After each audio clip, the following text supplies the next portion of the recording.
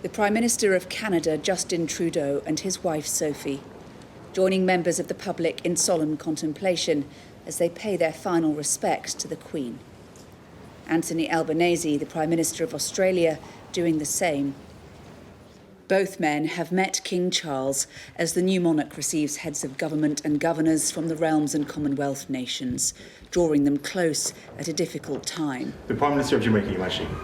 They are just some of the many arriving in London ahead of the Queen's funeral on Monday. Some 500 foreign dignitaries representing nearly 200 nations are going to be attending the Queen's funeral.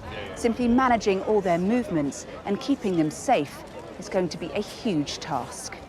To help with logistics and security, many are being asked to arrive at Westminster Abbey in buses provided by the UK government.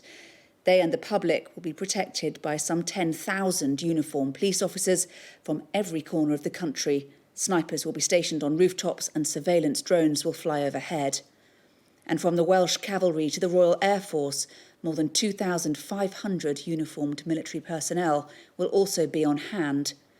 In terms of the cost and scale, a close comparison is likely to be William and Kate's wedding.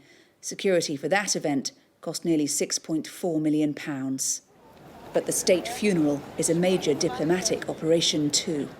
It's enormous. When you think about it, almost every single state visit by a head of state takes up a huge amount of time in the planning and arrangements, the detail that has to be gone into to look after visiting heads of state properly. If you imagine that multiplied by the numbers of people who are coming, you can imagine the exercise.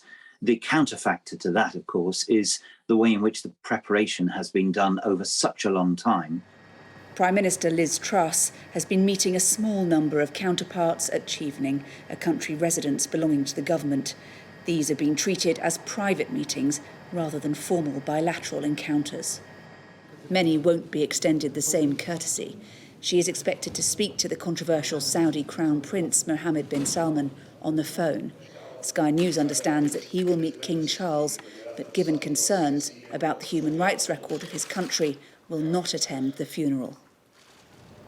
It's another tiny piece of a complicated puzzle being assembled under intense pressure and scrutiny in a time of national mourning. Hannah Thomas-Peters, Sky News in Westminster.